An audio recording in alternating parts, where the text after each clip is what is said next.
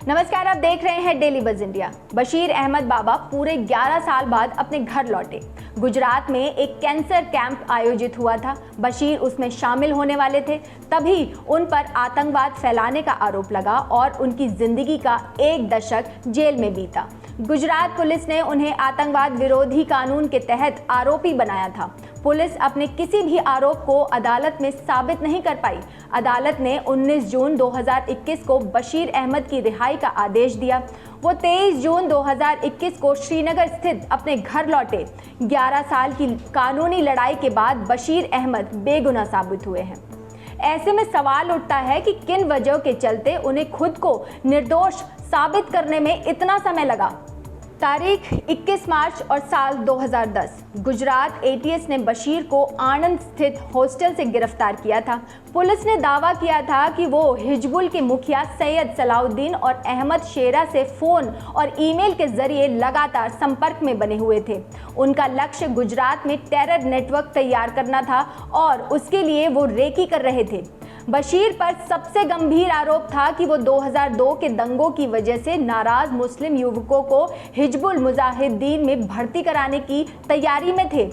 Gujarat police ने बाबा पर गैर कानूनी गतिविधियां अधिनियम के तहत मामला दर्ज किया था।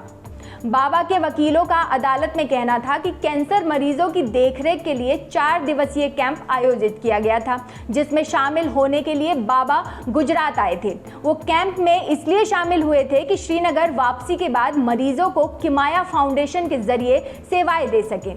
गुजरात के इस बड़े एनजीओ में बशीर बतौर प्रोजेक्ट हेड काम कर रहे थे। उनका कहना था कि उन्होंने कश्मीर इस सोच के साथ छोड़ा था कि 15 दिन का प्रशिक्षण पूरा करते ही वापस आएंगे, लेकिन अफसोस होना कुछ और ही था। 87 पन्नों के आदेश में अदालत ने साफ कहा कि पुलिस एक भी आरोप साबित नहीं कर पाई। आणंद जिले के चौथे अतिरिक्त सत्र न्यायाधीश एएस नकुम ने कहा, आरोपी पर आरोप लगा कि वो गुजरात में रुका और 13 मार्च को आणंद में मिला। उसे टेरर नेटवर्क तैयार करने के लिए आर्थिक सहायता की गई। ये दो बातें साबित नहीं हो पाई हैं, ना ही इस बात को साबित करने के लिए सबूत पेश किए गए कि उसे किसी भी तरह का फायदा हुआ या वो टेरर मॉड्यूल स्थापित कर रहा था।